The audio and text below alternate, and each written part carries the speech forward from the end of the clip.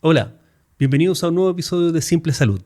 En esta ocasión, y como en todas nuestras conversaciones, un gran invitado. Hoy nos reunimos con Caroline Lavé. Caroline es enfermera, ha tenido una vasta trayectoria en evaluación de tecnologías sanitarias, incluyendo pasos por el Ministerio, en la Comisión de Drogas de Alto Costo y de la formación del primer decreto de la Ley Ricarte-Soto, para en su última etapa profesional estar en el mundo del emprendimiento, cofundando Synergy Links y hoy en día, además, encargada de las relaciones con el Estado en SNAP, uno de nuestros patrocinadores. En esta conversación no solo hablamos respecto de las metodologías que se utilizan actualmente para evaluar tecnologías sanitarias, sean estos fármacos, alimentos o dispositivos, sino además cómo nuevas propuestas en la evaluación de tecnologías sanitarias contemplan elementos nuevos que además pueden llegarnos a concluir cómo una tecnología sanitaria tiene un mejor impacto en el paciente y un mejor impacto económico en la salud pública. Te invito a ver esta conversación porque es realmente interesante.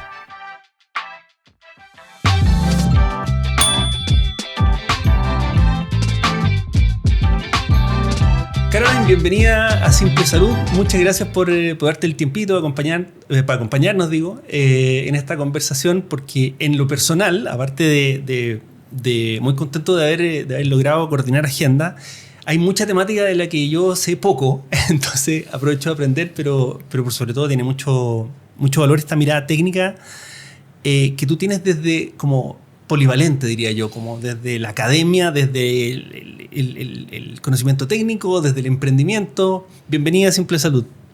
Muchas gracias, Manuel. Para mí también es un agrado poder estar aquí.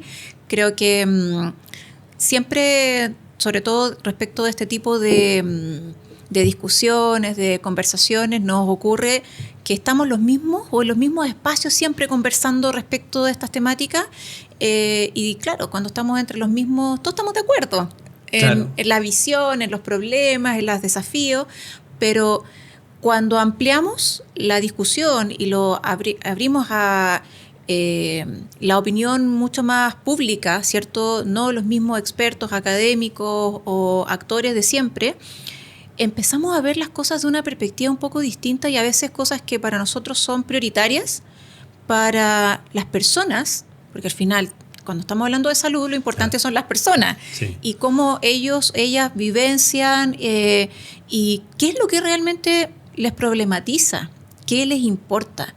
Y a veces yo creo que nos sentamos a discutir sobre los problemas de las personas sin las personas. Y eso yo creo que es algo que he intentado durante casi 20 años ya de mi trayectoria profesional, no, de hecho no casi, ya, de ir refrescando.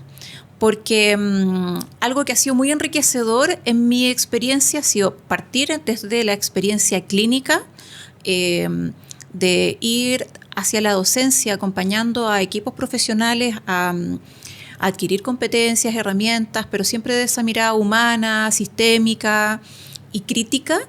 Después tener la oportunidad de trabajar diseñando, gestionando, implementando política pública con todos los desafíos que eso tiene, porque en el papel y en la teoría las cosas suenan muy bonitas, pero en la práctica tenemos un montón de barreras y de obstáculos que finalmente siempre te ponen en el desafío de son muchas las necesidades, pero los recursos son finitos, hay que priorizar. Y también dentro de esos recursos finitos está el tiempo de los equipos, el tiempo de finalmente los profesionales. Y luego, además, salirme de ese espacio muy público y desde esa perspectiva y ponerme en una posición muy híbrida. Porque Synergy Links, SNAP, son particularmente empresas, propuestas súper disruptivas que buscan integrar el sistema.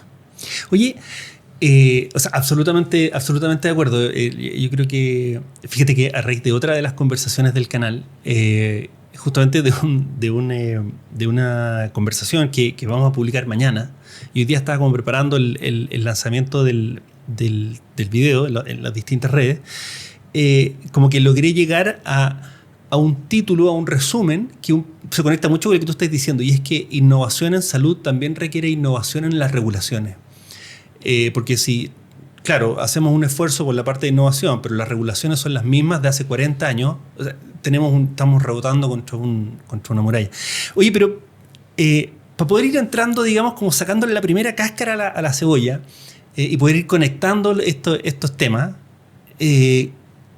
tal vez me equivoco, me corriges, pero a ti te tocó muy desde el asiento de piloto, digamos, hubo varios asientos de piloto, pero desde el asiento de piloto, trabajar en una de las iniciativas que yo creo que marcaron la salud en Chile, que es la ley Ricarte-Soto. No existía un mecanismo de evaluación de tecnología sanitaria o de medicamentos en el fondo. No existía la institucionalidad ni la autonomía para que ciertas dotaciones del ministerio tomasen contacto con la industria, se estableciera una agenda, se estableciera un proceso de evaluación y desde luego, como decís tú, con recursos acotados se toma una decisión respecto de un listado de prioridades. ¿Cómo fue esa experiencia desde tus zapatos de decir, bueno, primero recibir la responsabilidad y después cómo se condujo esto? Porque y con esto termino la pregunta eterna, pero el primer decreto, o sea, entre la puesta en marcha, digamos, la ley Ricarte-Soto y que salió el primer decreto, ¿debe haber sido esto como 1 año y medio? Sí, es que efectivamente estos procesos de implementación de leyes, sobre todo cuando hay compromisos políticos en donde hay presión por poner en marcha pronto y mostrar que hay implementación, no siempre tienen el rigor metodológico inicial que uno quisiera. Entonces ahí te tengo que contar que el primer decreto no tuvo toda esa rigurosidad metodológica en la evaluación científica de la evidencia, que es una característica muy robusta, importante de la ley, la recomendación priorizada, en donde participan los pacientes dentro de esa comisión, que eso es algo inédito. De hecho, la primera ley que que incorpora activamente y fue otro tremendo hito de la ley. Sí. Entonces, el primer decreto se hizo tomando algo que ya tenía coberturas en el sistema, pero una cobertura que no estaba muy bien formalizada y que eran programas vinculados con enfermedades raras, efectivamente, dentro de FONASA. ¿Ya? Que eran los DAC, que se llama, ¿cierto? Claro. Las drogas de alto costo. Claro. No oncológicas, por supuesto. Claro. En ese momento, principalmente estamos hablando de problemas de salud que eran la mucopolisacaridosis, ¿cierto? Gaucher, Fabry, y que eran grupos de población muy pequeños, acotados, y que ya tenían una cobertura financiera, pero que no tenían un programa que los acogiera claramente. Entonces dijimos, bueno, la autoridad en ese minuto toma la decisión, no los equipos técnicos, decir, esto calza con el espíritu de la ley Ricarte-Soto, pensando en que era una ley que estaba enfocada en el alto costo, pero también en las enfermedades raras, ¿cierto? Enfermedades poco frecuentes. Y se toman este grupo de enfermedades poco frecuentes y se incorporan a la ley, pero no fue como, solamente un traspaso. Igual hubo un orden en donde se hizo una revisión de estas tecnologías que obviamente ya tenían una validación técnica, pero igual se hace una revisión de finalmente esta evidencia y algo bien importante, se generan protocolos clínicos de las coberturas, de la atención, de cómo efectivamente eran los criterios de inclusión también para los pacientes, dejar ciertas directrices y claridades respecto de cuáles eran los marcos de operación para poder decir que efectivamente era un paciente beneficiario de la ley. Y luego ya para el segundo decreto, al año siguiente, se instala toda la maquinaria, que fue bien intenso. O sea, los 3 primeros decretos fueron contra carrera y tuve la oportunidad de trabajar con equipos muy comprometidos. Yo diría que en ese tiempo los equipos que estábamos en la Subsecretaría de Salud Pública, redes asistenciales, DIPLAS, con el Departamento de Evaluación de Tecnología Sanitaria, estaban tremendamente comprometidos porque efectivamente todos sabíamos, los que estábamos involucrados, que esto era algo disruptivo, innovador, que estaba marcando pauta, y había un completo convencimiento de que era el camino. Que era el camino, por ejemplo, de generar transparencia, porque publicábamos todas las... El avance. Sí, publicar las actas de las reuniones, de que todos los actores involucrados, estamos hablando academia, la industria que obviamente provee las tecnologías, los pacientes, la sociedad científica y por supuesto los departamentos del ministerio y la red asistencial estuvieran al tanto de lo que se estaba haciendo y recoger finalmente las perspectivas, porque, por ejemplo, suena todo bien bonito en el papel, pero muchas veces nos ocurría en los procesos de evaluación donde la factibilidad de implementación de una tecnología se caía por barreras que no tenían que ver con la efectividad en la evidencia científica, sino porque no existían los recursos necesarios en la red asistencial para poder implementarla. Esto que te comento es algo que obviamente no es tan conocido, pero era un punto de criterio, de factibilidad súper relevante, y muchas veces no se entendía, pero si esta tecnología, decían, tiene evidencia científica y muestra efectividad clínica, está dentro del umbral, ¿por qué no es elegible? Y tiene que ver con que no estaban los equipos diagnósticos, la capacitación o los suficientes especialistas, porque cuando tú defines, por ejemplo, que una garantía de una ley se pone en vigencia, tal cual como dice la palabra, es una garantía. Me remonto a ese periodo, GES, Ricarte Soto, que son las dos leyes de garantía, era súper importante el cumplimiento de la oportunidad y de los tiempos que estaban establecidos. Ahora sabemos que eso se ha vuelto un poco más laxo, nebuloso y laxo, sobre todo post pandemia, como que perdimos harto de esa rigurosidad en el cumplimiento de lo que las garantías establecen, por todo obviamente las dificultades que se tienen en el sistema, pero había una preocupación respecto de eso y que efectivamente no pusiéramos en el papel que se iba a hacer algo que después no se pudiera cumplir.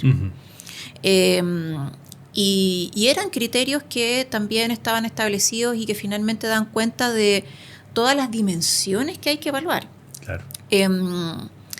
Yo creo que las dos cosas más valiosas que rescato de la ley son, por una parte, esta rigurosidad metodológica de la evaluación tanto científica como económica, y también de realmente acercarse a los pacientes para poder reconocer en ellos cuáles eran sus preferencias, sus necesidades, y que tuvieran voz y voto, porque ellos en la comisión de recomendación priorizada tienen voz y voto. Oye, mencionaste un montón de cosas.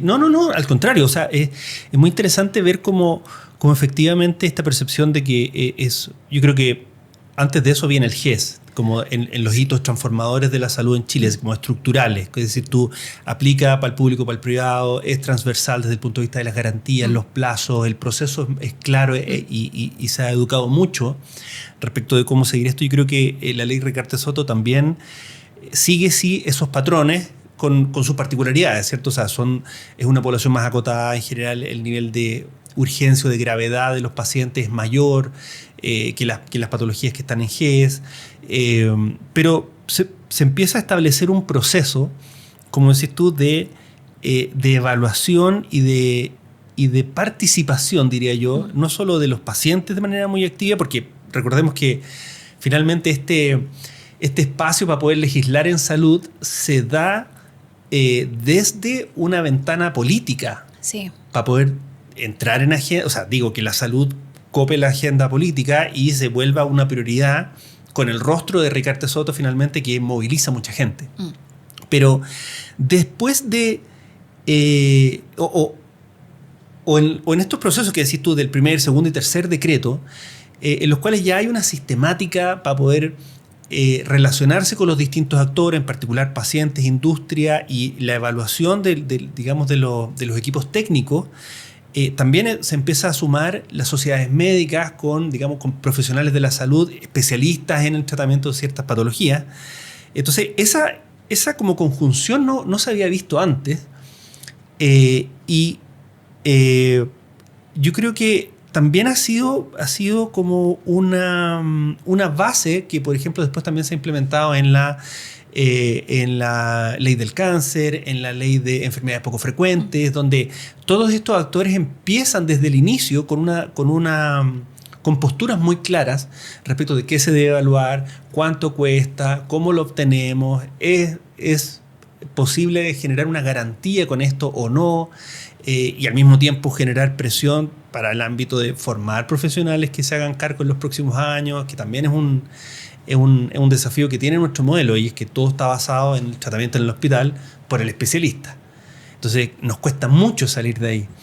Entonces, teniendo como este esquema, esta disciplina o metodología para poder evaluar las tecnologías sanitarias, ¿cómo esto se vuelca hacia, por ejemplo, el hoy, el desafío que tenemos hoy desde el punto de vista de decir, oye, es necesario tal vez una nueva vuelta a repensar la salud? Ojalá no con como analogía Frankenstein, donde generamos una línea presupuestaria para las enfermedades de alto costo, otra para las raras, otra para las del cáncer, sino que tratar de ir integrando y haciendo evolucionar el sistema de salud para poder atender las necesidades que, como decíamos, la curva de infraestructura se mueve a una tasa de crecimiento, pero la curva de crecimiento de necesidades va mucho más agresiva. Es tremendamente difícil el poder, y esto en general, no solamente en nuestro sistema de salud, en los sistemas de salud, definir criterios de priorización uniformes para todo, porque los criterios bajo los cuales los problemas son evaluados pueden ser injustos en una perspectiva y en otra. Uh-huh. Por ejemplo, cuando nace el GES, que yo soy fan igual del GES y creo que fue una tremenda política pública, yo creo que nos permitió generar impacto sanitario efectivamente en los problemas en donde había mayor mortalidad, mayor magnitud. Y ahí me voy a poner un poco técnica. Por ejemplo, desde el punto de vista de la priorización, se aplica perfecto metodologías de priorización como las matrices de Hanlon, que uno aplica justamente estas dimensiones. ¿Cuántas personas afecta? Ya. Priorizamos por cantidad de personas afectadas. Después, ¿cuál es el efecto, ¿cierto?, que tiene esto en la población? Y ahí está claro que si tenemos mayor gravedad, porque el criterio tiene que ver justamente con eso, con la gravedad, es decir, a las personas que afecta, ¿las daña? ¿Cuánto las daña? ¿A cuántos mata? ¿Verdad? Nuevamente, otro punto súper importante. Entonces, GES priorizó esencialmente por cantidad de personas y gravedad de esos problemas. Y luego se preguntaba, bueno, de lo que tenemos de recursos disponibles, y los recursos disponibles no son solo cuánto tenemos para poder comprar en terapias, sino que también es capacidad instalada. Como tú decías, tenemos especialistas, qué capacidad de camas, de elementos diagnósticos, ¿cierto? Tenemos, claro, en el sistema exámenes. ¿Se pueden hacer acá o hay que mandarlos para afuera? De resolución quirúrgica, ¿cierto? Realmente tenemos en el sistema. Y ahí es donde se nace esta paquetización, porque el GES no es solamente que te cubre una intervención, sino que te cubre un paquete de intervenciones, claro, asociados, que claramente necesitamos actualizar más. Y ahí el mecanismo de evaluación del GES es el estudio de verificación de costos, ¿ya? Que a 20 años claramente necesita actualizarse, remodernizarse. Duda. Y ahí te voy a contar un detalle respecto a eso. Más que primicia, es como alguna intención que se tuvo en algún minuto de actualización y modernización. Y por otro lado surge la ley Recarte-Soto metodológicamente con muchas innovaciones, ¿cierto? Que creo que fueron muy necesarias, pero que a 10 años, ya más de 10 ahora, ya vamos para 11 años, efectivamente también se nos va quedando corta y algunas promesas que la ley tenía no se están cumpliendo como se previeron al inicio. Y la pregunta tiene que ver desde el punto de vista de la sostenibilidad financiera, la real participación, no solamente ciudadana, sino que de todos los actores, y algo súper importante es la evaluación del resultado que se pensó al inicio, para GES, para la ley Recarte-Soto. ¿Como política pública? Como política pública, porque algo que nos ocurre en Chile y en los sistemas es que cuando se generan leyes o políticas que son garantías, es muy difícil decir, sabes que esta garantía no funcionó bien, retrocedemos y ahora aplicamos otra intervención. Se subentiende que un beneficio ganado no puede ser eliminado. Ya, eso en general como jurisprudencia respecto de derechos en la población. Y a veces eso como que amarra al sistema, no necesariamente a intervenciones que sean las más efectivas. Y esto nos pone entonces en justamente las respuestas tal vez que tenemos que, más que respuesta, preguntarnos respecto de la integración. Hasta ahora las políticas que tenemos están siempre evaluadas desde la perspectiva económica en relación a quién es el pagador, ¿cierto? El pagador es el sistema. ¿Y cómo evalúa el sistema? Los costos que tiene que desembolsar para poder proveer esas intervenciones en las personas. Entonces, ¿cuáles son esos costos? Los fármacos, dispositivos médicos, otros, el costo de personal de salud, que muchas veces se considera como un costo hundido del sistema en realidad, costos de administración, pero principalmente son esos costos directos que están vinculados con las tecnologías que se generan en el paquete de intervención. Y eso hace que el ejercicio sea simple desde un punto de vista de gasto, pero no se visualiza con claridad respecto de retorno de inversión. Perfecto. Porque uno dice, ¿cuál es el costo oportunidad de intervenir en salud para este problema en esta población? En políticas públicas de promoción y prevención generalmente se hace este ejercicio, sobre todo si estamos hablando de inmunizaciones, ¿cierto? Pero en otros problemas de salud como que no siempre eso se utiliza y a veces puede ser un ejercicio interesante para poder efectivamente mirar qué pasa con la oportunidad de tratar y no tratar. Hay en hartos problemas de salud que esto puede ser un punto relevante. Y lo otro que es súper importante en esto es cuando no reconocemos los impactos sistémicos que tienen los problemas de salud. Y aquí complejizo un poco más, o le pongo más pelos e ingredientes a la sopa. Porque esto implica hacerse cargo también de la mirada de los costos indirectos que entonces provocan finalmente enfermedades. Y uno dice, ¿cuáles son esos costos indirectos? Bueno, ¿cuánto me cuesta a mí como persona trasladarme, que alguien más se haga cargo de mis actividades de la vida cotidiana o laboral? De la salud mental, que muchas veces es una perspectiva que se ve afectada y que suma efectos adversos, crónicos, multimorbilidad que a veces viene como acompañada también. Y al final empezamos a ver que esto empieza como a crecer en impacto y es invisible frente al sistema esto. Claro, claro. Y a veces cuando desconocemos todo ese impacto, puede que estemos en realidad valorando de mala manera el costo de no tratar. O sea, si entiendo bien, lo que tú dices es que el o los mecanismos utilizados en el caso de GES y de Recarte-Soto, entre otras, básicamente apunta de manera exclusiva a los costos directos, de cuánto es lo que implica para organismo pagador, sea público o privado, en el fondo atender a este número X de pacientes que van a requerir esta tecnología sanitaria. Desde la perspectiva de la evaluación económica, sí. Ahora, dentro de la perspectiva de la evaluación de la evidencia científica y epidemiológica o sociosanitaria, obviamente hay indicadores súper importantes de sobrevida global, libre progresión, sobre todo en oncología, que son súper relevantes, porque en el fondo uno dice ya, ¿cómo mido la efectividad de esto? ¿Cierto? En el fondo, si trato a esta persona, ¿va a curarse o no se va a curar?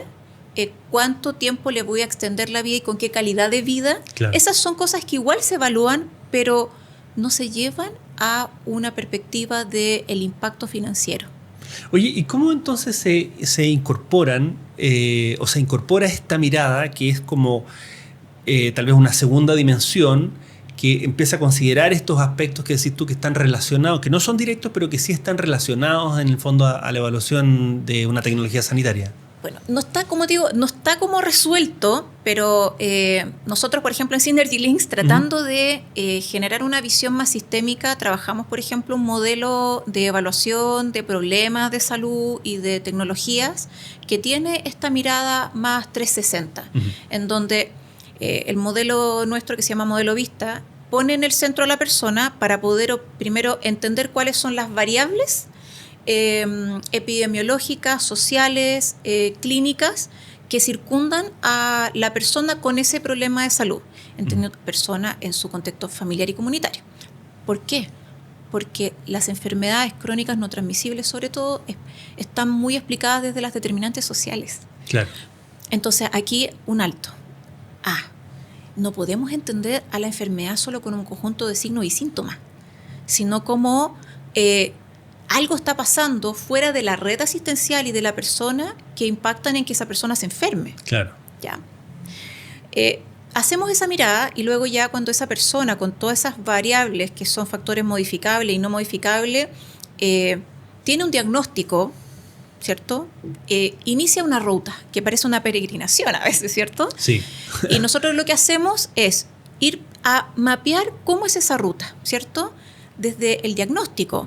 Pero la verdad es que la ruta para el paciente parte antes del diagnóstico, parte desde que se siente mal, hay algo que no le encaja. Las primeras síntomas disruptivos, digamos, que muchas veces tenías años antes del diagnóstico. Y ahí, por ejemplo, también es un punto súper importante cuánto las personas se demoran en tener un diagnóstico. En algunas enfermedades pueden ser 5 o 10 años. Y esos 5 o 10 años no es que estén libres de costos.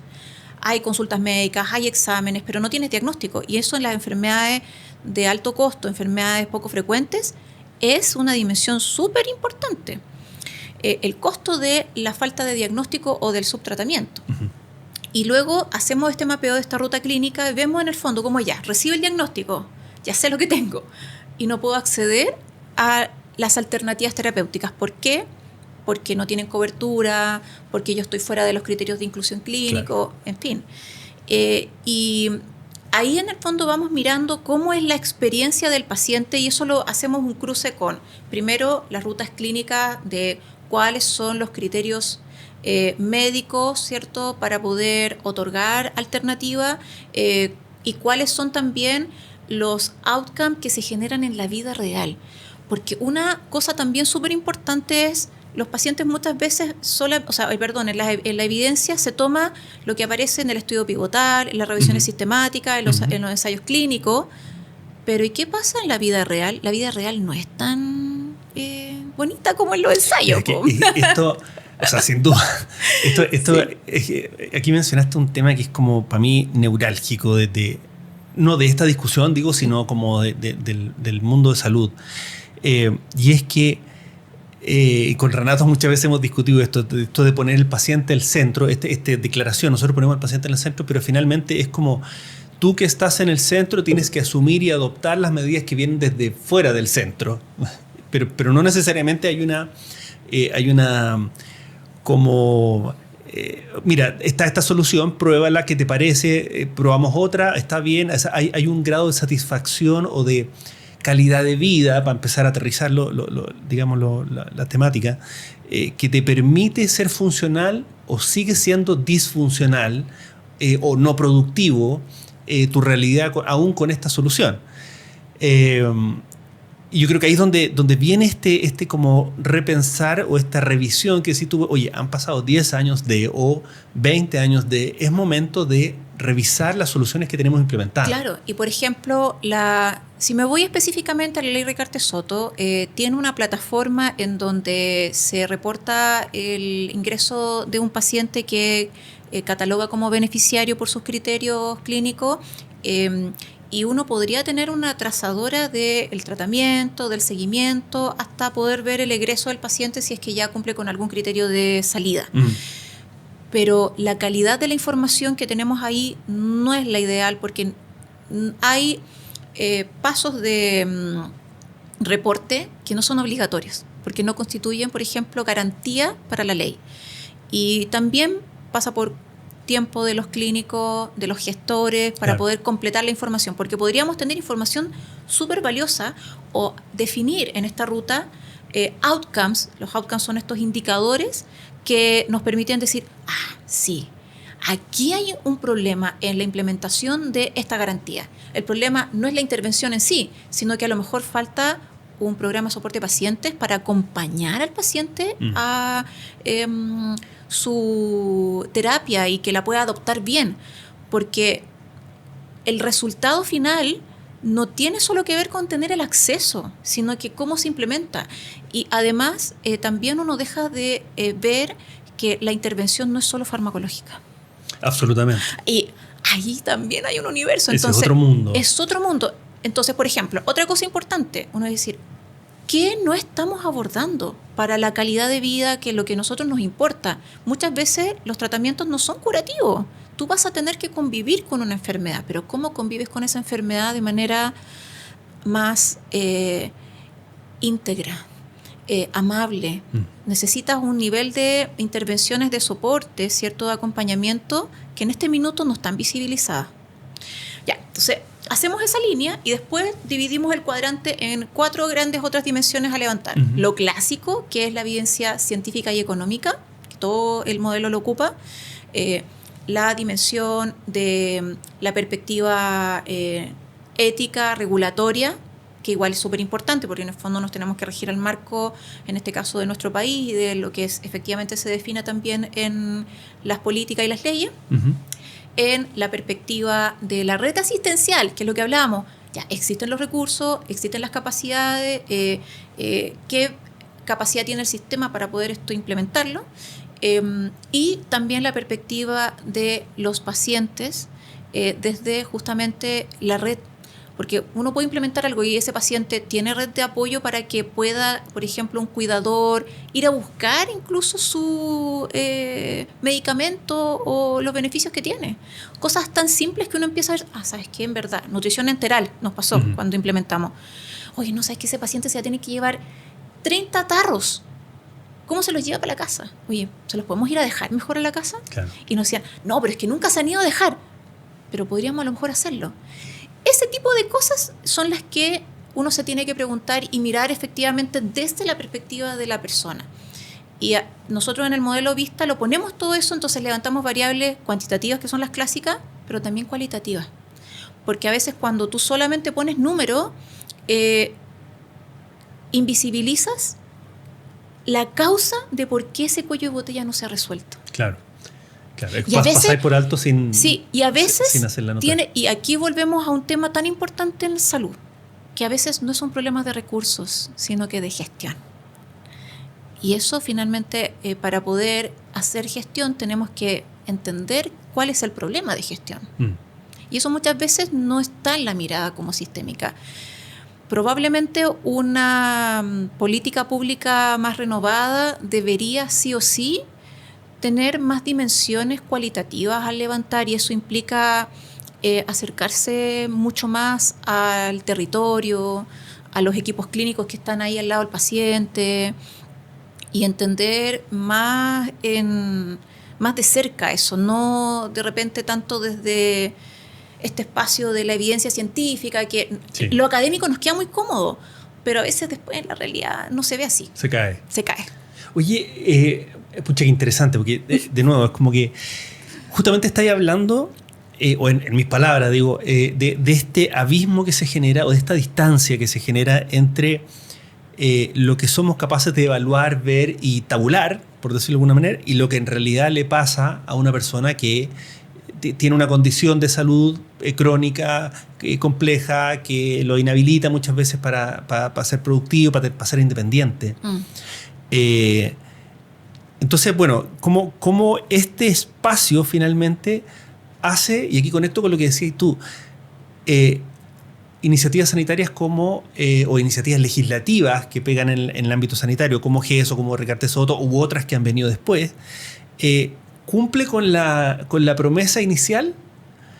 Y creo que probablemente en esa brecha entre lo teórico y lo práctico, o lo teórico y lo real, justamente es donde puede estar la explicación de la diferencia, a pesar de que nunca se ha hecho la mirada, creo yo, retrospectiva, de, bueno, esto cumplió o no cumplió, quedémonos con que es una buena iniciativa.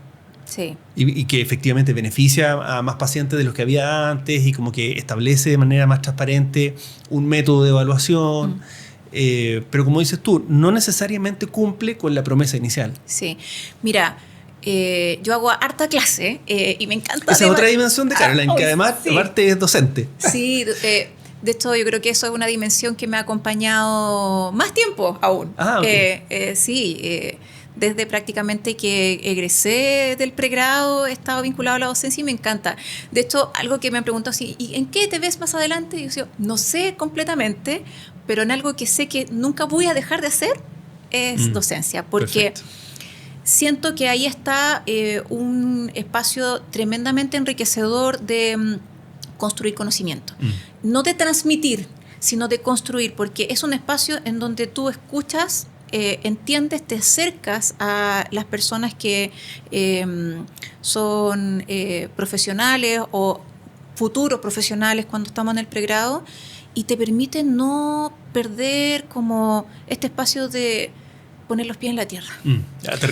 Aterricemos, sí. ¿Cierto? Y que ayuda justamente también a ver cómo parte de tu visión se va materializando en otras personas porque vas dejando un granito de arena en que esa construcción de ideas, de paradigmas finalmente que estamos todos modelando, va tomando realidad efectivamente y no queda en un paper o en un documento, porque creo que ahí está esa distancia entre lo que es lo teórico y lo práctico. Pero retomando un poco a lo que estábamos conversando, algo que converso mucho en la academia y cuando estoy en la discusión con los estudiantes es que en salud y en hartos espacios nos ocurre que nos adelantamos a generar la solución. ¿Cierto? Y estamos llenos de iniciativas. Perdemos de vista el problema y saltamos a la solución. Justamente. Y sobre todo, y ahora que estoy muy involucrada hace ya un tiempo en todos los proyectos de innovación, los innovadores somos muy entusiastas, ¿cierto? Y hay un brainstorm, ¿cierto? Gigante, muchas ideas y al generarse ese mundo de nuevas ideas, es fácil caer en la tentación de decir, esta es la solución. Y cada vez, Manuel, de verdad me convenzo más de que falta mucho más profundizar así, meterte en las aguas oscuras de entender mejor el problema. Y para entenderlo no puede ser que lo puedas entender solo desde los números, porque estás entendiendo una parte muy pequeña de ella. Sí, sí. Yo tuve un jefe hace varios años atrás que me decía, pero ¿tocaste el problema? Que era, en el fondo, él se refería justamente a esto, pero ¿qué tan profundo entiendes la problemática, no solo desde la reportería, como dices tú, sino desde la realidad que cada uno de esos dígitos tiene en su vida? Sí. Oye, me quedé con una pregunta con el ámbito de la docencia. ¿Quiénes son tus alumnos? ¿Esto se da en contexto de un diplomado, de una escuela de salud pública? ¿Cómo llegan a ti, digamos, estos alumnos? Hago clases en hartos lugares. Durante hartos años hice harto pregrado en la Universidad de Chile, en la Universidad Diego Portales, Para pregrado lo que más he hecho clases es en enfermería, pero también para otras carreras de la salud. ¿Ya? Y actualmente he ido retrayéndome del pregrado porque si no, no podría dedicarle espacio a los otros proyectos. Y en el pregrado en este minuto estoy en todo lo que es salud basada en evidencia, investigación y un poquito de gestión. Pero hubo tiempos en que hacía... desde pediatría, educación para la salud. Mucho más abierto. Mucho más, bioética, mucho más abierto. Pero ahora mis clases o el área académica se concentra principalmente en posgrado. Y hago clases en diplomado de justamente acceso, de equipos de acceso y de, en el fondo, construcción de rutas para nuevas coberturas de tecnología sanitaria. Hago clases en diplomados de calidad, de gestión de unidades clínicas, en magísteres de administración en salud, en la Chile, en la Universidad de Diego Portales. Hice harto tiempo clases en el magíster de calidad de la Universidad Mayor, en otros diplomados también ahí, en España también, en otras universidades también, magísteres y diplomados.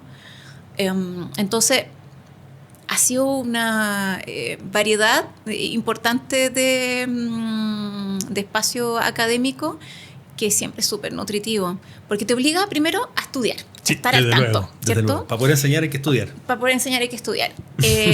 Y te pone en jaque con la realidad, porque cuando estás en el posgrado, estás con profesionales que están ahí lidiando con el problema. Y eso es súper entretenido. Porque te acerca finalmente a distintas perspectivas. Oye, en esta... Estoy como tratando de ordenar toda esta como... porque de verdad estoy impresionado lo amplio de la mirada, porque es muy... o sea, pocas veces me pasa que me encuentro con una mirada de alta profundidad, pero de como amplia también desde el punto de vista del impacto.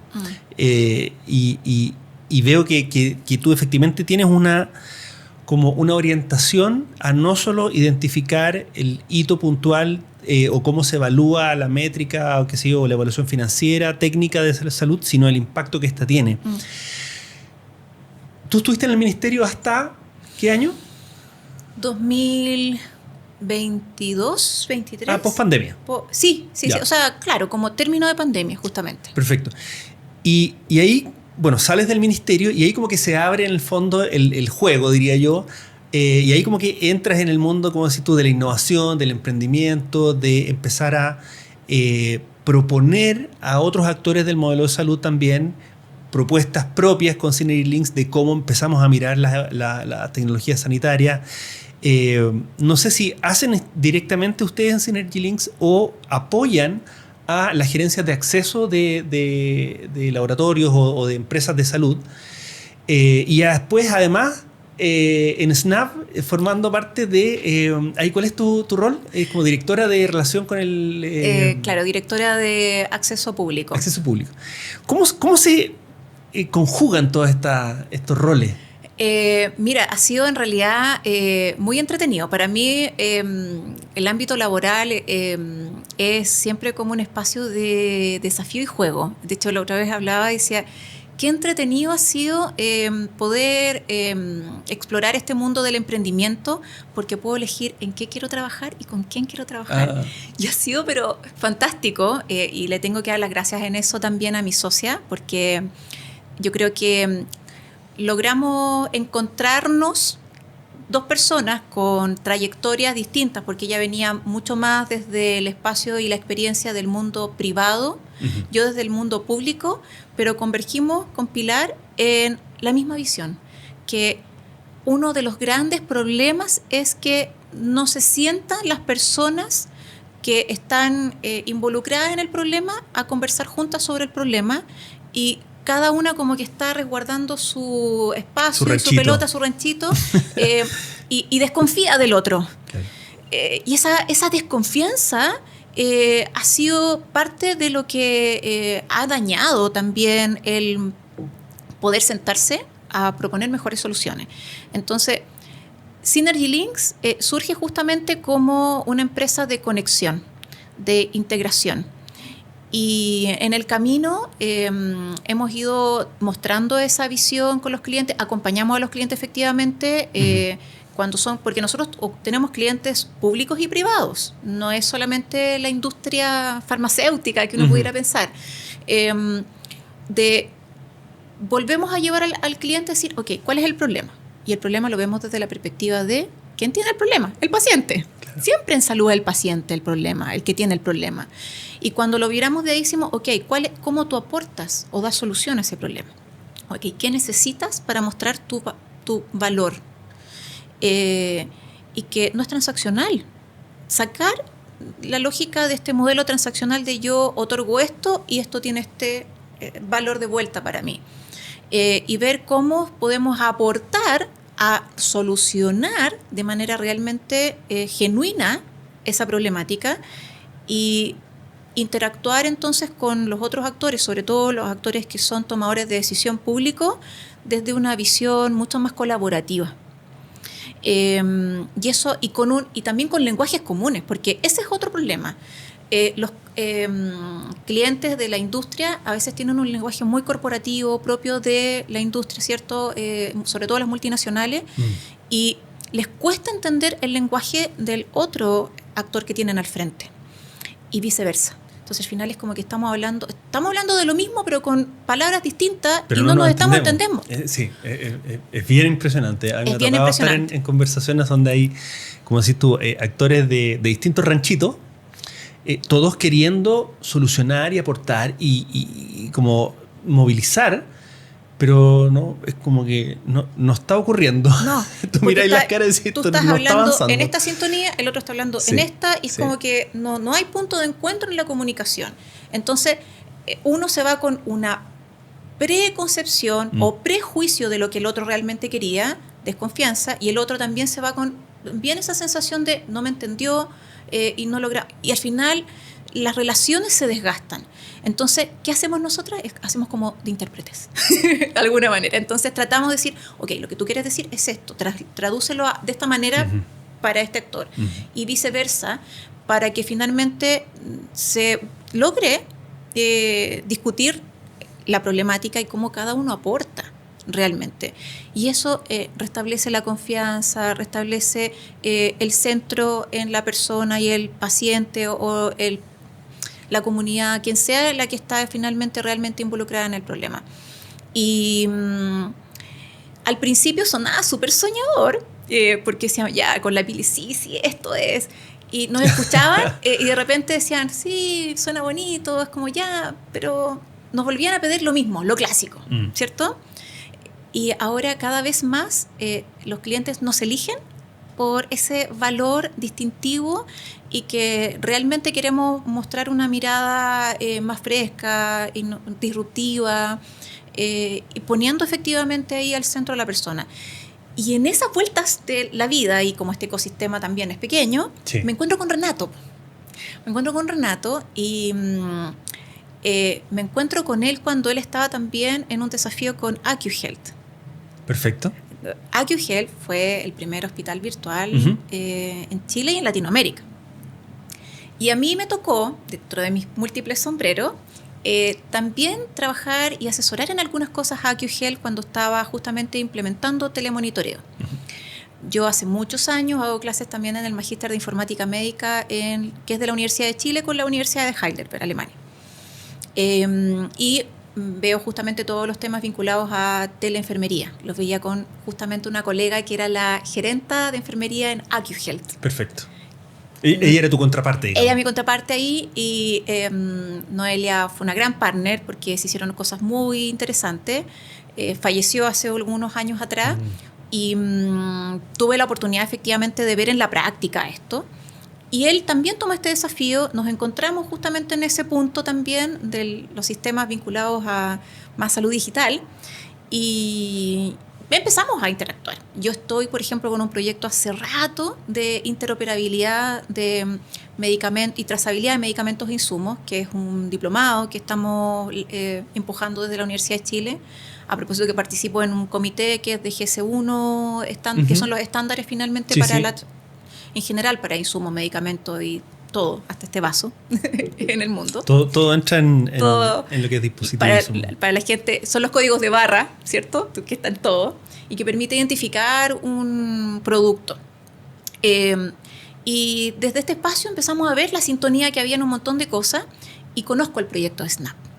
Y le digo, me parece fantástico, es que te apoyo, lo encuentro fenomenal. Y empiezo a aportarle ideas también dentro de tantas que él tiene.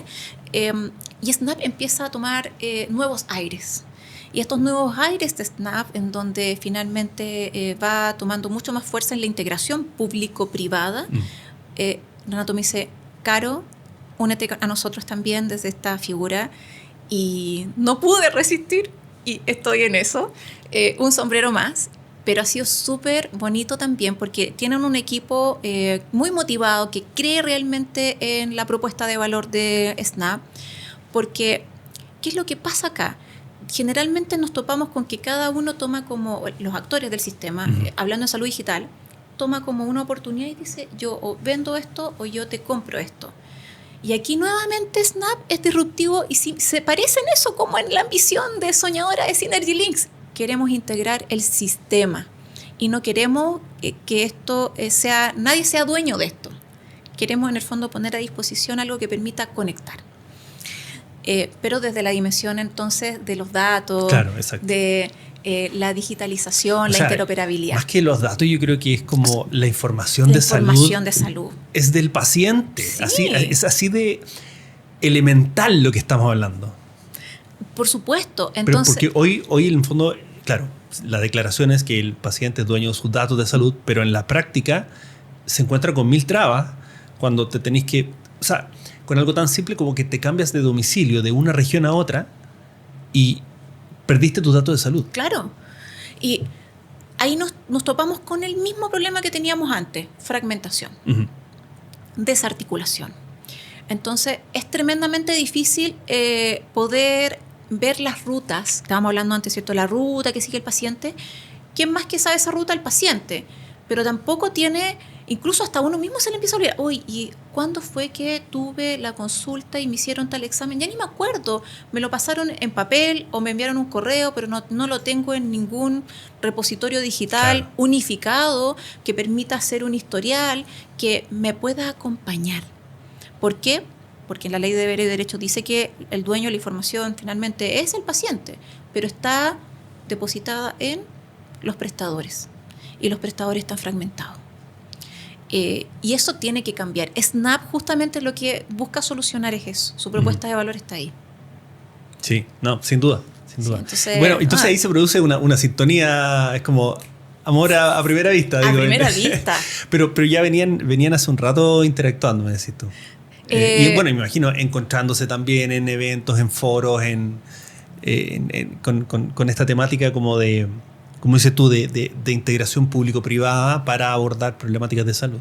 Sí, y yo creo que algo que fue súper nutritivo también es ver equipos que están realmente interesados en entender el problema y en aportar soluciones, como ver el modelo de negocio después de, porque cuando...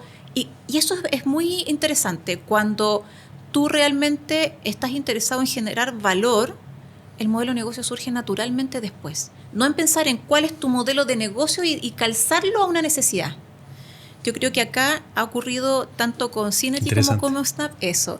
Y eso, volviendo a la docencia, nos habla de modelo de Porter y de todo en el fondo. Cuando uno habla de verdad de salud basada en valor. Y ocurre. Lo único sí es que es lento, no es rápido. Sí, hay que ponerle pasión, el horizonte de tiempo para el cambio, para las transformaciones en salud en particular, son muchísimo más largos que en otras industrias, u otros sectores de la economía. Bueno, fíjate que ahora que estáis contando esta experiencia como de cómo surge el rol en Snap, no lo entendí como lo estoy entendiendo ahora cuando te escucho, pero en la primera conversa con Renato, efectivamente, que fue así como en un evento de salud, nos topamos y me dijo, oye, qué bueno esto de Simple Salud, tengo algunas ideas. Ya, y yo estaba trabajando, entonces fue como, ya, listo, hablemos después. Entonces, claro, también por mi deformación profesional, yo voy y le digo, ya, pero ¿cuál es tu modelo de negocio? Y él me dice, el que sea necesario. Entonces, como que no entendí mucho la respuesta, pero ahora con hartos más meses de masticarlo, es como, en realidad la respuesta tiene que ver con decir, después vemos el modelo de negocio, preocupémonos ahora del problema. Exacto. ¿Cachai? Más que de la solución, Sí. como decías tú. Y yo por lo menos me siento muy identificada con las personas que realmente tienen esa motivación por aportar primero antes de ver cómo monetizo. Pues suena romántico, pero efectivamente te puedo decir ya en este transcurso que llevo de experiencia profesional, que efectivamente surgen naturalmente después. El problema es que efectivamente tú tienes que estar dispuesto a sostener esa mochila que es pesada, de no desechar la idea, de además encantar a otros, porque tú no tienes todas las respuestas, o sea, no eres experto en todo, entonces tienes que buscar a la gente que te vaya realmente nutriendo para poder armar este mono. Fíjate que yo tengo una manera de explicar este fenómeno. ¿Ya? Por supuesto, en mi lenguaje primitivo y no de formación de salud. Y es que la única manera que se sustenta en el tiempo, sobre todo en el larguísimo plazo, la red de salud o la atención de pacientes donde tienes necesidades siempre infinitas, urgencias todo el tiempo y recursos siempre acotados, es el ánimo de colaborar. Es como decir tú, ¿qué pasa en un hospital cuando tenés la urgencia a tope por, no sé, crisis de virus respiratorio y un turno no llega completo y resulta que parte del turno que está entregando hace igual el turno que viene porque es evidente, mira, la sala de espera y está repleta. Y eso es voluntad, o compromiso, o sintonía, propósito, tiene varios nombres, pero es la única explicación que yo encuentro. Y creo que el tener esa llama adentro finalmente es lo que empieza a conectar a las personas. Sí, mira, yo soy enfermera de profesión, pero obviamente hace muchos años no me dedico a la enfermería desde lo clásico, la clínico, ¿cierto? Pero estudié por vocación, porque quería ayudar a la gente. Y cuando ejercía como enfermera clínica era en el área de paciente crítico pediátrico y neonatal. Y en tiempos en donde escaseaban mucho más los profesionales que ahora, y tenía a cargo muchos más pacientes, el ratio de pacientes por profesional era brutal. Sí, desbordado. Y me acuerdo que había un compromiso, efectivamente, como tú dices, brutal por parte de los equipos. Me acuerdo en algún momento, por déficit de profesionales y otras variables, que estuve 25 noches seguidas en turno. Y otra colega estuvo 25 días largos, que uno le llama, porque funcionamos con rotativa de turno, seguidas, porque no había más gente. Y era como ese compromiso, no te puedes enfermar, no te puede pasar nada, porque te están esperando los pacientes. O que yo ya me iba de saliente de turno a mi casa. En ese tiempo yo trabajaba con tercer turno, que era largo, noche, libre. Los libre, además nunca los tenía, porque siempre hacía algún turno extra. Y me llamaban de vuelta cuando yo ya iba casi llegando. ¿Sabes qué? Nos avisaron que vamos a recibir a un prematuro, hay que armar el ventilador, puedes venir, porque además era súper matea, y me devolvía. O tenía un paciente que estaba complicado y yo estaba saliente, me quedaba. Y no lo digo esto para decir, ay, es que tiene que ser esforzado y tiene que ser así. No, pero hay una mística efectivamente en el área de la salud, que cuando uno la va perdiendo por el burnout, por la deshumanización, por la falta de reconocimiento, por la sobrecarga mantenida crónica en el tiempo, que hace perder esta llamita. Claro, te insensibiliza. Que es súper necesario, porque la gente que al final se apasiona por estas cosas es porque de verdad tú sabes lo que ocurre ahí, lo has visto, lo has vivido, estás con el paciente y ves cómo también es terrible para la familia, nadie te lo contó, lo viviste. Yo creo que el no olvidarte de eso, y en el fondo yo agradezco mucho mi trayectoria por eso, porque Tuve desde la mirada clínica en lo público, porque trabajé en lo clínico, en lo público y en lo privado, o sea, con más y con menos recursos. Y después me fui a la academia, después muy teórico, ¿cierto? Y después me fui al ministerio, donde tuve la oportunidad de poner en práctica todo lo que uno en la teoría predica, desde la política pública, y después decidir emprender y soltar el vuelo y decir, ahora con toda esta herramienta, ¿sabes qué? Voy a no tener limitaciones corporativos ni organizacionales y voy a hacerlo como yo creo. Y que gente se sume a eso. Entonces, no, yo estoy súper contenta, cansada a veces, pero contenta. Yo creo que es una muy linda experiencia y yo creo que a Renato le pasa un poco lo mismo también. A Pilar, que es mi socia, y muchos otros que finalmente, porque cada vez hay más personas que están surgiendo justamente desde este tipo de liderazgos que yo creo que son renovadores para el ámbito de salud. Sin duda, sin duda. Bueno, yo creo que diste con otro concepto clave que un poco como que también une todos los temas que hemos tratado, y es que esto, o sea, debe haber renovación, tanto como de las metodologías de trabajo como de las personas que están en todos los niveles, o sea, tanto en el ámbito asistencial como en el ámbito de toma de decisiones, de implementación, de legislativo, etcétera. Tiene que haber continuidad, tiene que haber recambio y tiene que haber renovación. Sí. Mira, yo creo que todos necesitamos ir haciendo tránsitos, porque esto es una perspectiva muy personal, pero creo que cuando nos quedamos demasiado tiempo en un mismo rol y posición, nos cuesta empezar a ver desde una perspectiva distinta o ponernos en zapatos diferentes para volver a analizar lo que estamos haciendo y refrescar un poco la manera en que queremos poner a disposición las soluciones.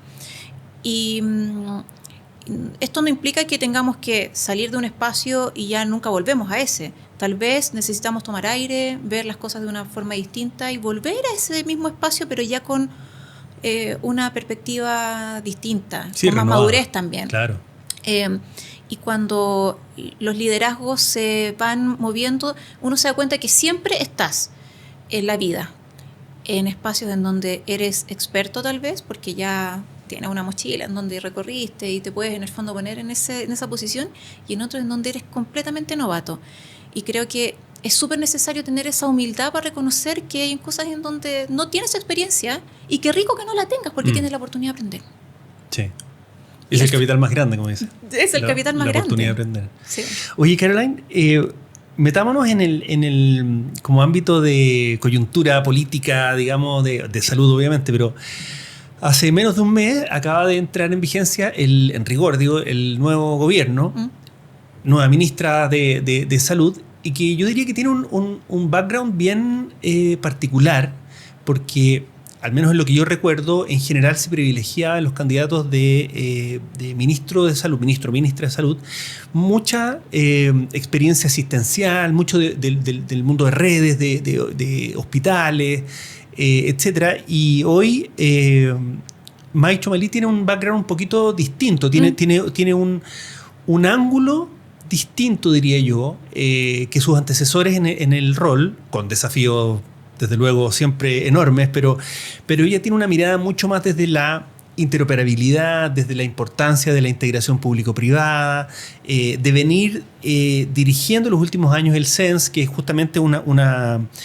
organismo que provee de información y de analítica en salud, tanto pública como privada, lo refunde. Y que está en constante relación tanto con el mundo de pacientes como con el mundo asistencial, como con el mundo de innovación, de emprendimiento también. Y académico también. Y académico, exacto. Tiene mucha cercanía con los gremios, que también es otro tema súper importante.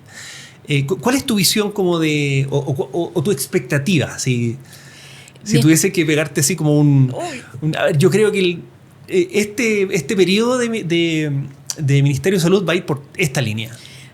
Bueno, yo creo que la lectura es bastante nítida en algunas cosas para la mayoría. Me refiero a que ella ha sido, en general en su carrera, una mujer de liderazgos innovadores justamente, y de liderazgos innovadores y también de consensos, porque no es alguien que busca liderar sola, busca convocar, aglutinar y creo que de los desafíos que tenemos en salud es algo que justamente se necesita, porque algo que se ha criticado durante muchos años respecto de la forma de liderazgo del ministerio, esto más allá del ministro o ministra de turno, es que la red asistencial, me refiero a los establecimientos, los equipos de los establecimientos, siempre se sienten muy distantes de las autoridades. ¿Por qué? Porque las autoridades son las que, desde como el nivel central, la cúspide, así, toman las decisiones sin recoger las perspectivas, experiencias. Y ella tiene un mix bien interesante en eso, justamente porque es de escuchar, es de convocar, y ha tenido experiencia como en la trayectoria finalmente más clínico-asistencial, público-privada, como que tiene una mirada bien como macro. Entonces, justamente cumple con esto que es interesante. No necesariamente va a ser experta en todo. Yo creo que un ministro o ministra no necesita ser experto en todo, pero necesita tener esa mirada 360 para poder comprender lo que necesita el problema, a quienes necesita poner a discutir y cómo prioriza. Y algo que ella puede hacer muy bien justamente es integrar desde temas de tecnología, porque hoy en día tenemos mucha información, pero esa información no se traduce en datos analizados, valiosos para poder tomar decisiones. Entonces, probablemente, creo yo, y la mayoría esperan que ella traccione mucho más la transformación digital del sistema. Compartíamos espacio, de hecho, en el Comité GC1 hasta hace poquito. En algún minuto también nosotros la invitamos en un programa de liderazgo que desarrollamos para Cenabas desde Synergy Links, y ella justamente fue a hablar sobre el liderazgo desde la innovación, desde la digitalización, porque la mayoría de las instituciones públicas están con el desafío de la innovación digital hace hartos años, pero ha sido difícil. Porque el sombrero de lo público es más complejo en cuanto se le permite menos errores, o cuando comete errores son penalizados, de hecho. Sí, penalizados y tienen un costo muy alto, entonces tienes que dar pasos sobre seguro.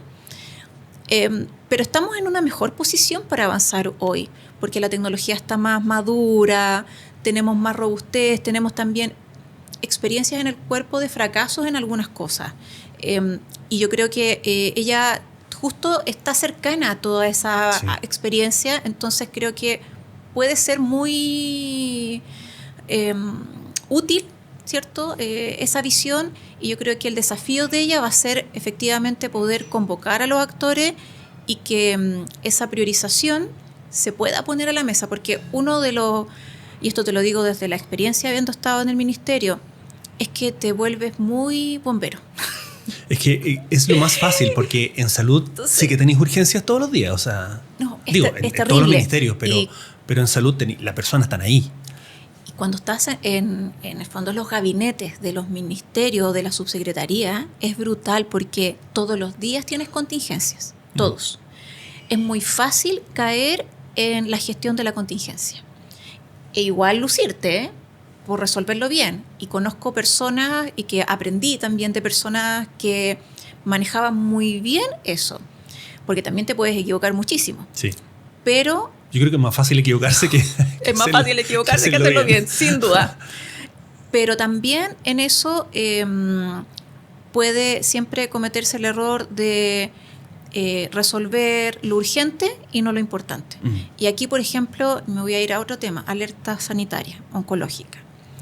No hemos acostumbrado a funcionar en la alerta sanitaria. Yo me acuerdo antes, era como alerta sanitaria, era como todos realmente asustados, decir, tenemos alerta sanitaria. Ya, porque hay, no sé, un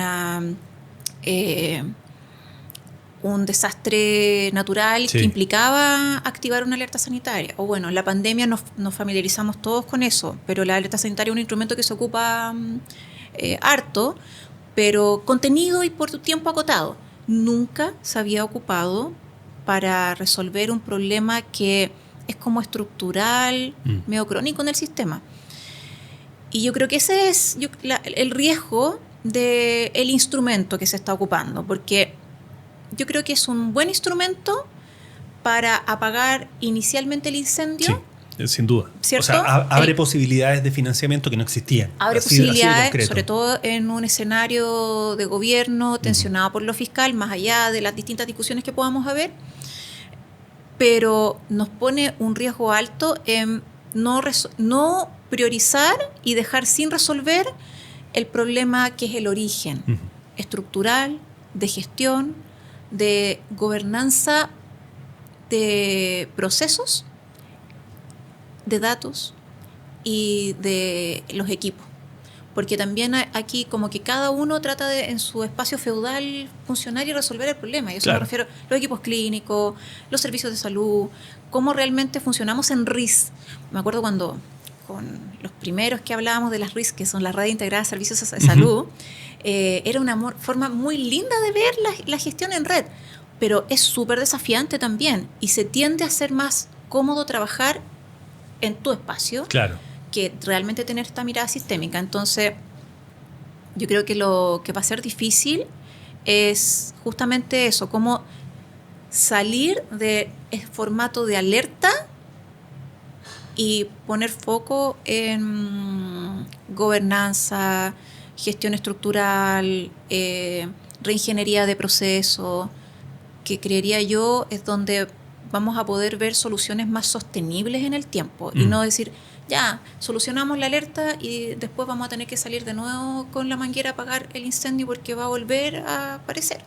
Fíjate que, o sea, estoy de acuerdo contigo, ¿eh? El desafío no es menor, pero creo que también hay una,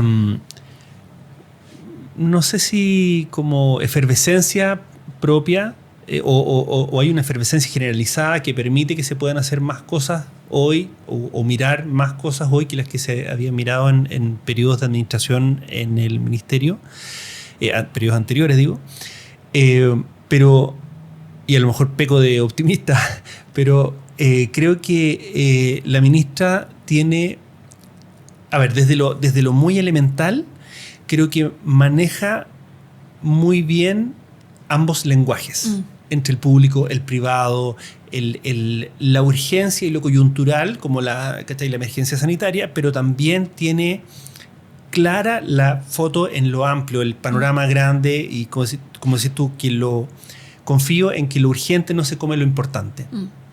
Por eso digo, tal vez peco de optimista, pero como que lo veo en las veces que la he visto hablar. El fin de semana salió un reportaje en profundidad de ella como persona, de su trayectoria, y menciona esto, menciona como la foto en lo muy amplio. Y por otro lado, creo que hay mucha iniciativa, como decís tú, esto de la innovación en salud que se viene, como que se puso como una máxima hace bastante tiempo, y esto ha ido haciendo que los compromisos de gestión, tanto en atención primaria como en, qué sé yo, alta resolución, como en los servicios de salud, y desde el mismo oficina central del ministerio, a través de las subdirecciones, como que hay una génesis de iniciativas que tienden a mirar distintos los problemas de salud. Entonces, mi esperanza es que estas como iniciativas se empiecen a conectar. Sí. ¿Cachai? Como que las piezas empiezan a tener sentido una con otra, y que esto genere como un nuevo piso desde el punto de vista de vamos a seguir teniendo presupuestos acotados, vamos a seguir teniendo, como decís tú, presiones desde lo fiscal, desde lo administrativo, desde la gestión y todo, pero aún con eso probablemente somos capaces de construir un piso mínimo que nos permite mirar los problemas de salud de manera distinta. Sí, yo esperaría efectivamente una mirada de liderazgo del ministerio en donde descentralice la gestión. Porque descentralizar la gestión implica confiar en la autonomía y la capacidad de resolver, ¿cierto? Y de proponer cosas en la red, pero también en otros actores. Sociedades, academias, pacientes. Por ejemplo, para mí ha sido tremendamente gratificante ver algunas agrupaciones, ¿cierto? De pacientes que se han empoderado muchísimo de su rol y han sido muy propositivos, porque nosotros veíamos, por ejemplo, una lógica en generalmente todas las agrupaciones de la sociedad civil que iban muy desde la queja. De, este es mi problema, soluciónenlo. Ahora no, el paciente va y las agrupaciones, ¿cierto? Los móviles colectivos en donde están organizados, entendiendo mejor el sistema, cómo se regula y diciendo nosotros el trámite legislativo. Y yo propongo esto. La ley de enfermedades raras y poco frecuentes fue hecha por ellos. Sí. Y independiente de que perfectible o no desde el punto de vista a lo mejor de los recursos que necesita, soluciona cosas que son importantes para cimentar la discusión. Registro y finalmente... Definamos, ¿qué es una enfermedad poco frecuente? Claro. O sea, hasta este momento no, era como que se hablaba del concepto, pero en realidad no tenéis claridad de qué es. Claro. Bueno, y esas cosas son las que se preocupa de resolver la ley hoy, respecto de la definición, respecto de registrar, bueno, cuántas son las personas realmente con enfermedades poco frecuentes, tener un registro nacional, están avanzando en eso, en también decir cómo deberíamos generar criterios de evaluación que no pueden medirse con la misma vara que otros problemas de salud, y desde ahí tener efectivamente bases distintas para avanzar en las coberturas de enfermedades poco frecuentes, y no solamente hablar de la discusión del abordaje en salud, también en otros espacios, porque ¿y qué pasa con lo laboral? Si las personas que padecen alguna enfermedad, la mayoría si están en edad laboralmente activa, trabaja. Claro. ¿Y qué hace el espacio laboral para adecuar los espacios de trabajo o hacerse cargo de las personas que no solamente tienen una enfermedad profesional? Claro, y metimos otras cosas súper interesantes. Es súper interesante porque cuando metiste el ámbito, la dimensión laboral, es como que, claro, una enfermedad laboral uno está pensando en una 15. O sea, así de... ¿cachai? Claro, pero no es que miren menos el 15, podéis tener un accidente por ello, pero hay toda una dimensión de impacto en lo productivo, en lo social, en lo familiar, en lo, como decir tú, psicológico, que hoy día no está reflejado en ninguna parte. No, entonces empezar realmente a decir, ¿sabes qué? Y esto me voy a lo teórico. El 80% de los resultados de salud de una población están vinculados a factores que no tienen que ver, factores de determinantes sociales que no tienen que ver con el sistema de salud, la red asistencial. Entonces, y esto no es porque lo digamos acá en Chile, esto es de la evidencia internacional.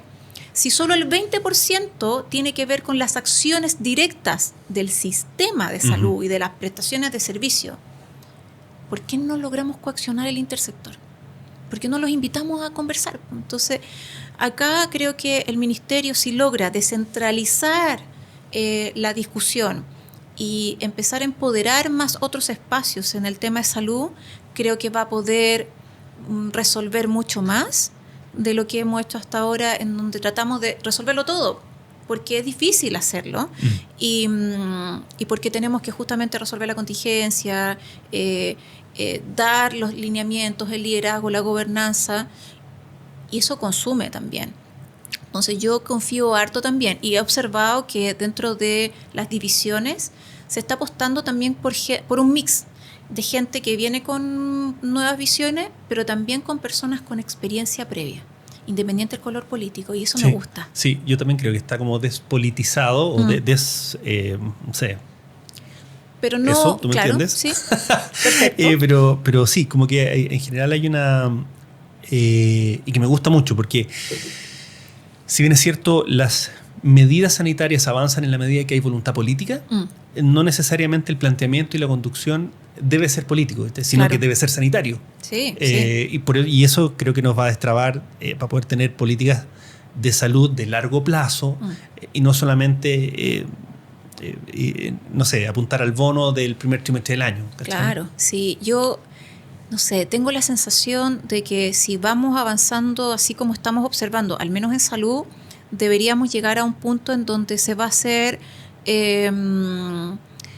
casi en forma natural la necesidad de la discusión de una reforma sanitaria.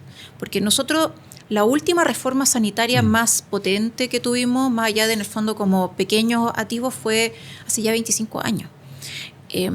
Y yo creo que necesitamos nuevamente ponernos a mirar. Yo creo que se han avanzado en hartas cosas, pero también es necesidad evaluar cómo nos ha ido con las cosas que se han hecho.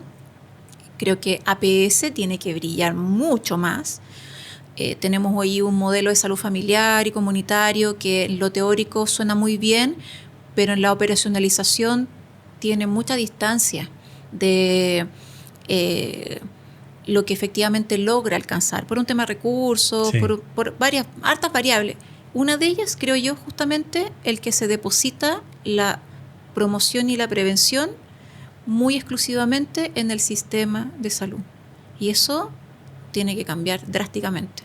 Tiene que llevarse al espacio educativo, sí, a los municipios, a lo laboral, a las personas, a que las personas se empoderen de su bienestar y salud. No solamente que cuando yo estoy enfermo me preocupo mi salud. Ese, que es el modelo salutogénico, es lento, porque en el fondo tenemos que instalar... Es reactivo. Es reactivo. Tenemos que instalar esto desde las generaciones más pequeñas y lo vamos a ir viendo a largo plazo. Pero en algún minuto se tiene que hacer bien, sostenidamente y sistemáticamente. Y creo que estamos en un minuto en que hacia allá deberíamos transitar. Fíjate que yo creo que aquí voy a meter un elemento que súper ajeno a lo que hemos conversado, pero creo que tiene una tremenda repercusión en el largo plazo. Hace unas semanas atrás nos juntamos con Mariela Formas. Ella es vicepresidenta ejecutiva de la CIF. Y bueno, estábamos haciendo un especial de Mes de la Mujer en marzo. Entonces hablamos mucho del rol femenino en el liderazgo, en la ciencia. Lo tocamos desde varios ángulos.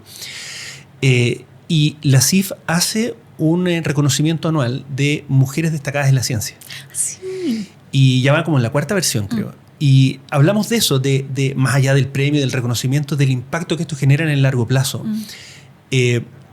Y creo que esto tiene, lo voy a decir con mis palabras muy cavernícolas, pero creo que hay que volver sexy la ciencia, hay que volver sexy la salud.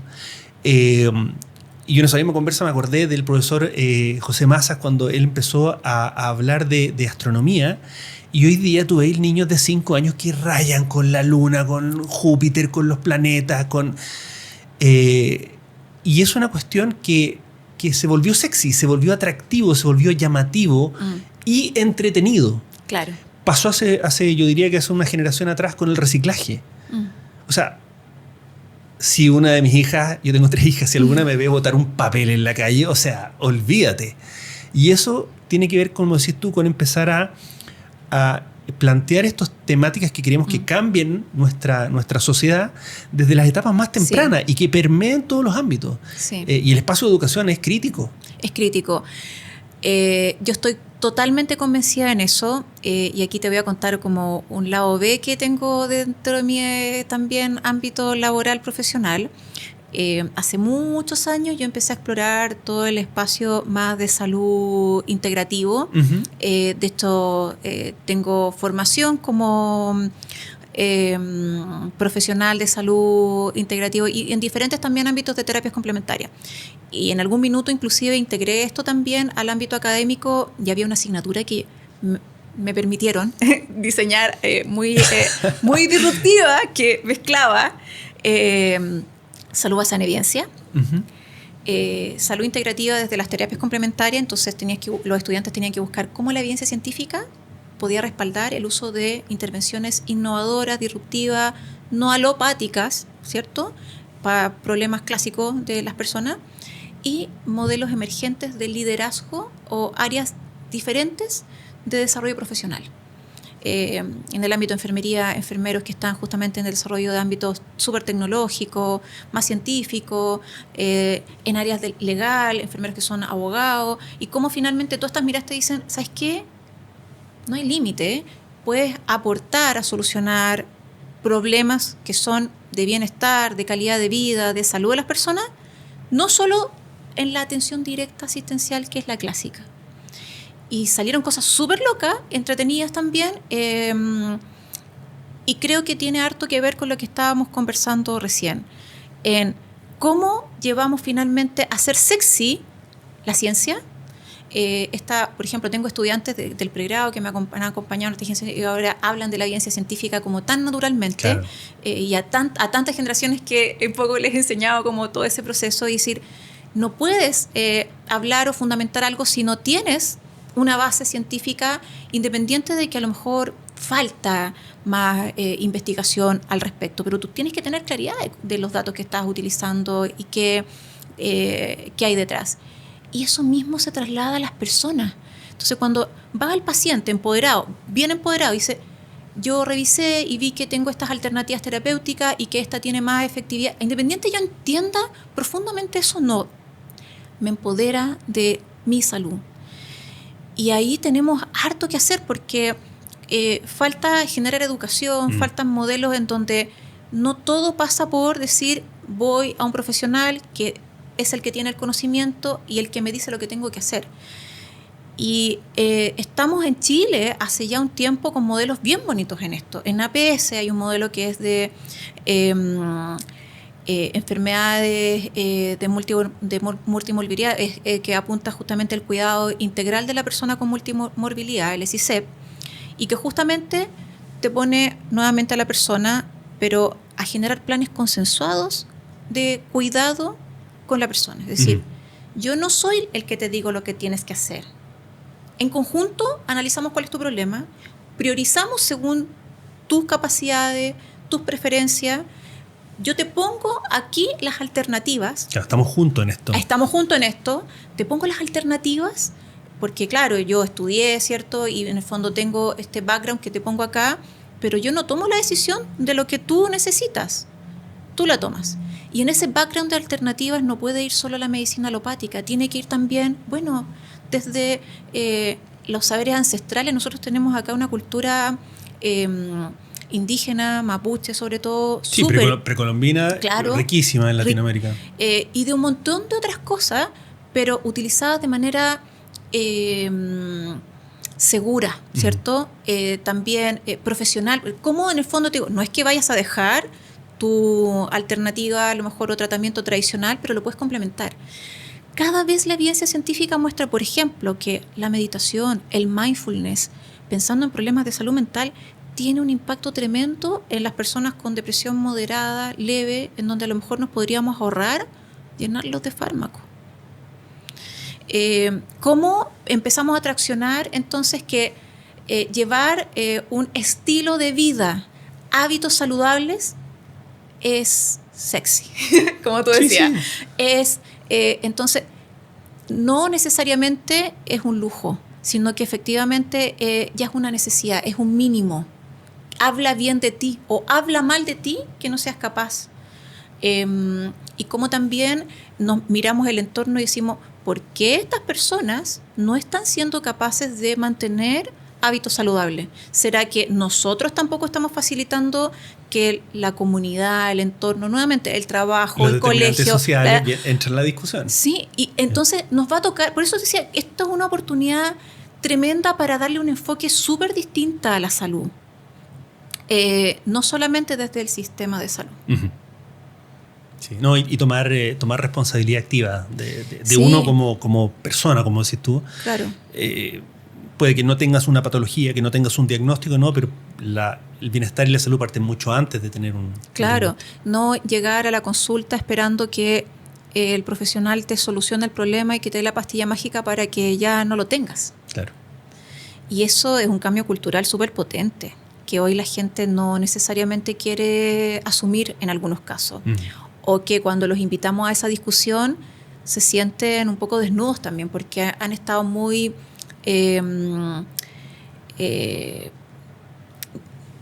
paternados, ¿cierto? Sí.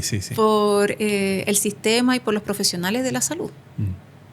Oye, Caroline, yo solamente agradecerte por el tiempo, creo que esta conversación está épica, como diría mi hija mayor, porque tiene una mirada muy amplia desde lo técnico profundo, desde luego como columna vertebral tu experiencia, pero creo que ayuda mucho a graficar algo que un poco es como el propósito de Simple Salud, ¿eh? Y es que este es un espacio finalmente de conversación en el cual podemos como aplanar la cancha, como nivelar la cancha desde el punto de vista de no solo poner a quien tiene más vitrina con quien tiene menos vitrina, sino también de empezar a incorporar factores que tienen un impacto importante y que no siempre son... no siempre acaparan titulares en la prensa. No, es verdad. Pero son importantes. Son importantes y a veces uno no tiene el espacio para conversarlo así ampliamente porque estás invitado a un espacio en donde el objetivo es muy concreto. Y hace falta poner la discusión más filosófica también a veces, de ponerse en perspectiva y soñar. Sí, ¿por qué no? Oye, nada, solamente agradecerte por el tiempo, por la disposición, por la flexibilidad y esto es algo que yo recalco en todas las conversaciones, este es un espacio abierto, así que si en algún minuto, en uno de tus múltiples roles, hay alguna novedad que quieres difundir, que quieres contar o que quieres en el fondo profundizar digamos, porque es importante, este es el espacio disponible para hacerlo, así que invitada desde ya. Gracias, Manuel, de seguro que lo voy a cobrar porque... Hay tantos proyectos y muchas veces uno se queda corto con la capacidad de convocar o de que se conozcan. Así que nos estaremos viendo seguramente. Ok. Muchas gracias. Gracias a ti.